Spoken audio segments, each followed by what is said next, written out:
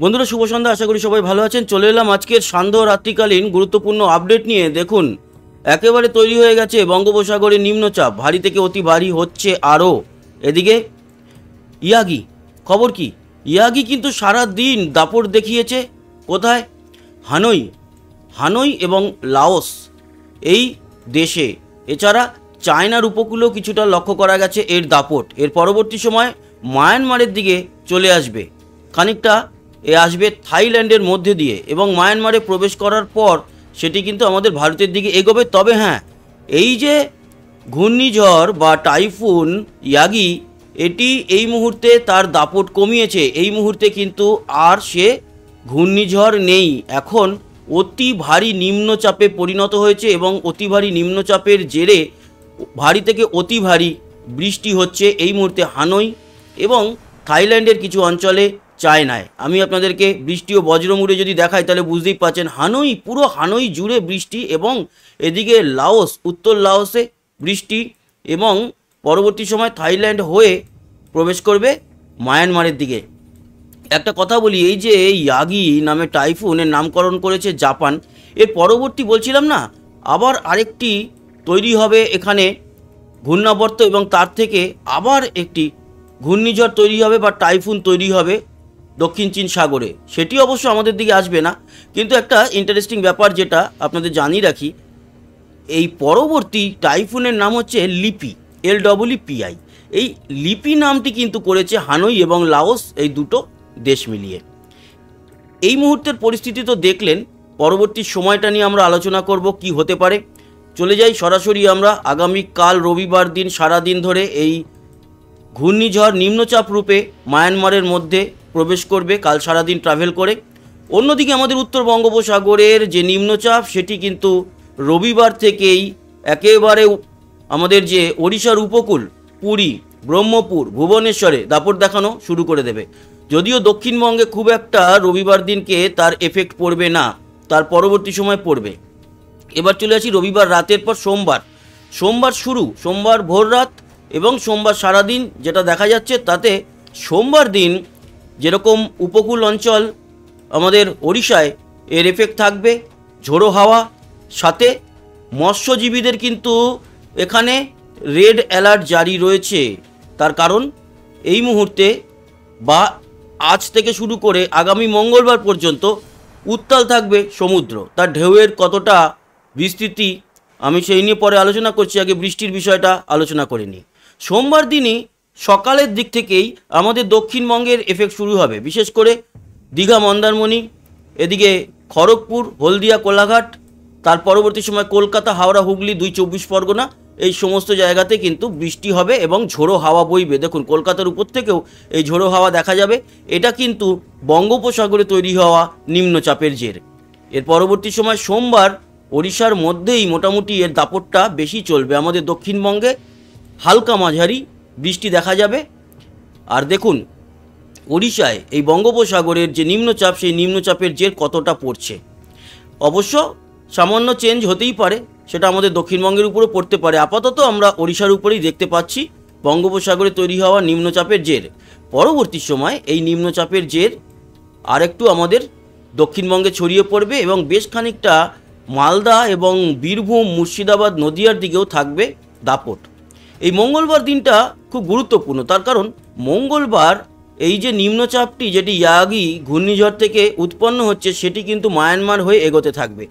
আগে আমরা দেখেছিলাম যে মঙ্গলবার বা সোমবার রাতে ইয়াগি ঘূর্ণিঝড় থেকে তৈরি হওয়া নিম্নচাপ আমাদের পশ্চিমবঙ্গের কাছাকাছি, পশ্চিমবঙ্গ বলা ভুল, মানে ত্রিপুরার কাছাকাছি বা মণিপুর, মিজোরামের কাছাকাছি পৌঁছে যাবে। সেটা কিন্তু এখন দেখা যাচ্ছে একটু পিছিয়ে পড়বে, স্লথ হবে গতি। আর ততক্ষণে আমাদের বঙ্গোপসাগরে তৈরি হওয়া নিম্নচাপ তার খেলা দেখিয়ে আস্তে আস্তে উত্তরবঙ্গের দিকে দাপট দেখিয়ে বেরিয়ে যাবে, এবং বেরোনোর আগে আমাদের দক্ষিণবঙ্গ, উত্তরবঙ্গে, মোটামুটি উত্তর বাংলাদেশ, ত্রিপুরাতে বেশ ভালোই বৃষ্টি দিয়ে যাবে।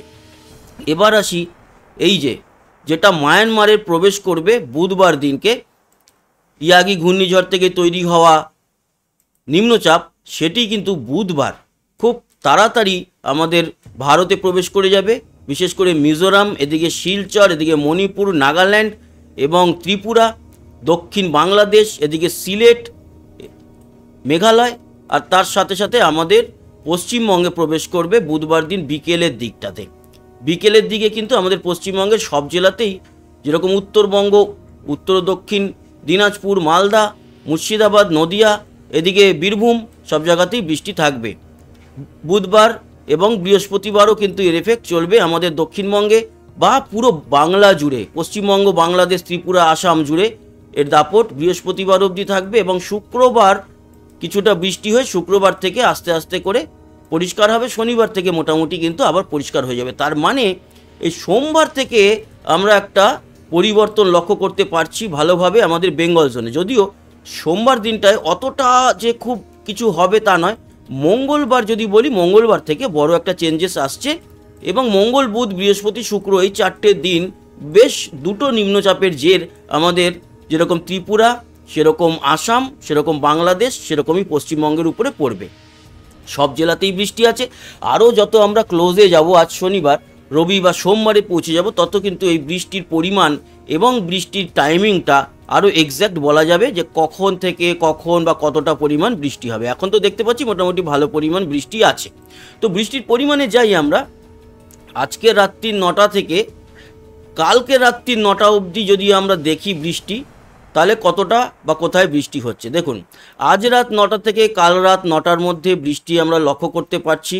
সেটা যেরকম ওড়িশাটা আমি বাদ দিলাম, আমাদের দীঘা, মন্দারমণি, কাথি, হলদিয়া, বেলদা, এদিকে কোলাঘাট, খড়গপুর, ঝাড়গ্রাম, চাকুলিয়া, গোয়ালতোড়, চন্দ্রকোনা, পুরুলিয়া এবং উত্তরে কি আছে? উত্তরে খুব একটা কিছু নেই, কিছুটা শীতলকুচি, দিনহাটা আর বাংলাদেশের পঞ্চগড়, আমাদের উত্তর দিনাজপুরের ইসলামপুর, এই জায়গাগুলোতে আজ রাত 9টা থেকে কাল রাত 9টার মধ্যে বৃষ্টি আছে, কম পরিমাণ কম। বাংলাদেশের কিশোরগঞ্জ, কাপাসিয়া, লখাই, এদিকে মৌলভীবাজার, সিলেট, বিশ্বম্বরপুর, ময়মনসিংহ, মদন বৃষ্টি আছে আজ রাত 9টা থেকে কাল রাত 9টার মধ্যে। এছাড়া আগরতলা, খোয়াই, এদিকে কুমারঘাট, ধর্মনগর, ত্রিপুরার বৃষ্টি থাকছে। শিলচরে কিছুটা আর গুয়াহাটি, গোয়ালপাড়াতে খানিকটা বৃষ্টি থাকবে।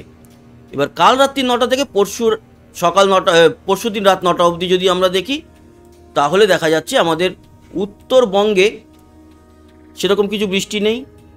দক্ষিণবঙ্গে কিছুটা বৃষ্টি আছে। কলকাতা, খড়গপুর, দীঘা, মন্দারমণি, মানে পূর্ব পশ্চিম মেদিনীপুর, চাকুলিয়া, তারপরে পুরুলিয়া, বাঁকুড়া, কিছুটা বর্ধমান, নদিয়া, উত্তর ও দক্ষিণ 24 পরগনায় কিছুটা বৃষ্টি থাকবে।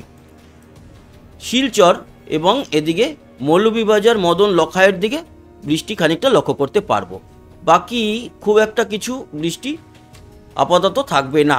তারপরে থেকে শুরু হবে বৃষ্টিটা বাড়া এবং বেশ ভালোভাবেই বাড়বে। আপনারা মঙ্গলবার থেকে দেখতে পাচ্ছেন বৃষ্টির পরিমাণ বাড়ছে এবং প্রতিদিনই আমরা মঙ্গল, বুধ প্রতিদিনই দেখতে পাচ্ছি ভারী থেকে অতি ভারী বৃষ্টি থাকবে আমাদের পুরো বেঙ্গল জোন ধরে একেবারে শুক্রবার অবধি। শনিবার থেকে একটু একটু পরিষ্কার হওয়া শুরু হবে, শনিবারও থাকবে কিছুটা, রবিবার থেকে মোটামুটি পরিষ্কার, তাও কিছু জেলায় থাকবে, তবে অপেক্ষাকৃত পরিষ্কার হয়ে যাবে। এই হচ্ছে গিয়ে পরিস্থিতি। আমরা যদি আরেকটা জিনিস লক্ষ্য করি, সেটাও আলোচনা করে নিই। কি এই যে দীঘা, মন্দারমণির বৃষ্টিটা যেটা বলছিলাম যে আজকে রাত থেকে কাল রাত 9টার মধ্যে হবে, সেটা মোটামুটি কটা নাগাদ বা কখন হতে পারে এক্স্যাক্ট টাইম তো বলা যায় না, তাও লক্ষ্য করা যাচ্ছে যে এটা আগামীকাল দুপুরের দিকে হবে, দুপুর ও বিকেলের দিকে এই দীঘা, মন্দারমণির বৃষ্টিটা দেখতে পাচ্ছি। তো এই হচ্ছে নিম্নচাপ, বৃষ্টির পরিমাণ, সমস্ত বিষয়টা নিয়ে আলোচনা হলো। আজকাল প্রায় সোমবার অবধি খুব একটা কোনো বৃষ্টি না থাকলেও তারপর থেকে বৃষ্টি যে বাড়ছে সেটা তো আপনারা বুঝেই গেলেন। দাপট তবে দেখিয়েছে প্রায় 300 কিলোমিটারের কাছাকাছি কিন্তু স্পিড অ্যাচিভ করেছিল এই ইয়াগি নামে ঘূর্ণিঝড়টি, টাইফুনটি। এখনও কিন্তু দাপট দেখাচ্ছে, এরপরে আস্তে আস্তে করে প্রবেশ করবে। তার সঙ্গে আমাদের উত্তর বঙ্গোপসাগরের নিম্নচাপ দুয়ে মিলে একেবারে জোড়া ফলায় কিন্তু বিদ্ধ হতে চলেছে বাংলা। বন্যা পরিস্থিতি তৈরি হতে পারে ত্রিপুরা, এছাড়া ফেনী, নোয়াখালী, কুমিল্লার দিকে, কারণ এখানে অলরেডি একটা বন্যা পরিস্থিতি ছিল, সেখান থেকে জল বেরোতে না বেরোতে আবার যদি ওভার হয় বৃষ্টিটা, তাহলে কিন্তু সমস্যা হলেও হতে পারে। তাপমাত্রা কীরকম থাকবে আগামীকাল রবিবার দুপুরের দিকে সর্বোচ্চ তাপমাত্রা, সেটা একবার দেখে নেব কতটা বাড়ছে বা কতটা কমছে। উত্তরের দিকে কিন্তু একটু বেশি থাকবে, দক্ষিণে মোটামুটি 30-31-এর মধ্যে দেখা যাচ্ছে পুরো সব জায়গায়। কাটোয়া বা সিউড়ি বীরভূমে 32-33, মুর্শিদাবাদও 33-এর মতো, কিন্তু দক্ষিণে কলকাতা, হাওড়া, হুগলি, 2 চব্বিশ পরগনা, 2 মেদিনীপুর, পুরুলিয়া, বাঁকুড়া সবই ওই 30-31-এর মধ্যে থাকছে। নলহাটি, বীরভূম, মুর্শিদাবাদ, আজিমগঞ্জ, জঙ্গিপুর সব 32-33-এর মধ্যে। মালদা 33, বালুরঘাট 34, গঙ্গারামপুরও 34। আবার দক্ষিণ দিনাজপুর দেখলাম, উত্তর দিনাজপুরে রায়গঞ্জ, করণদিঘি সব 33, কিষানগঞ্জ, ইসলামপুর 33, শিলিগুড়ি 33, কোচবিহার, আলিপুরদুয়ার, শীতলকুচি, দিনহাটা, জলপাইগুড়ি, ধূপগুড়ি, মাথাভাঙা, তুফানগঞ্জ সব 33, দার্জিলিং 26, বাংলাদেশ উত্তরে 33। বাংলাদেশের না একবারে যদি বলা যায় তাহলে দেখুন 33, সিলেট 34, ঢাকা 32, তার মানে 31 থেকে 34-এর মধ্যে পুরো বাংলাদেশ থাকবে, তার মানে গরম থাকছে। চিটাগাং, মহেশখালী, লংগদুর দিকে একটু বেশি থাকবে 33-এর মতো, 31 থেকে 33-এর মধ্যে, কিন্তু আর একটু দক্ষিণে গেলে মহেশখালী, তারপর টেকনাফ, সেন্ট মার্টিন, কক্সবাজার 29-30-এর মধ্যে থাকবে।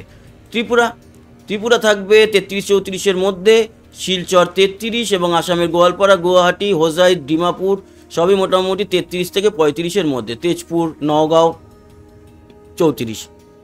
তো বন্ধুরা, এই ছিল সম্পূর্ণ আলোচনা। আশা করি আপনাদের কাজে লেগেছে। সঙ্গে থাকবেন, সাবস্ক্রাইব করে লাইক শেয়ার করবেন কমেন্ট বক্সে। ও যাওয়ার আগে আর একটা আপডেট, জোয়ার নয়,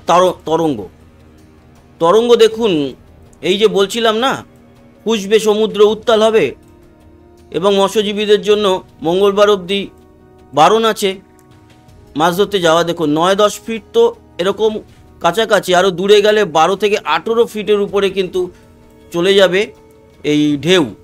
তারপর যখন এই ঘূর্ণাবর্ত আবার প্রবেশ করবে মঙ্গলবার দিনকে, সেই সময় উপকূলের কাছে বাড়বে ঢেউ, উত্তাল সমুদ্র হবে, এটা মোটামুটি সবাই ধারণা করতেই পারছেন। 12 থেকে 14 ফিট 15 ফিট ঢেউ উঠবে, তার জন্য মৎস্যজীবীদেরকে মানা করা হয়েছে। তো আসি, আবার দেখা হবে, ভালো থাকবেন, সুস্থ থাকবেন, টাটা।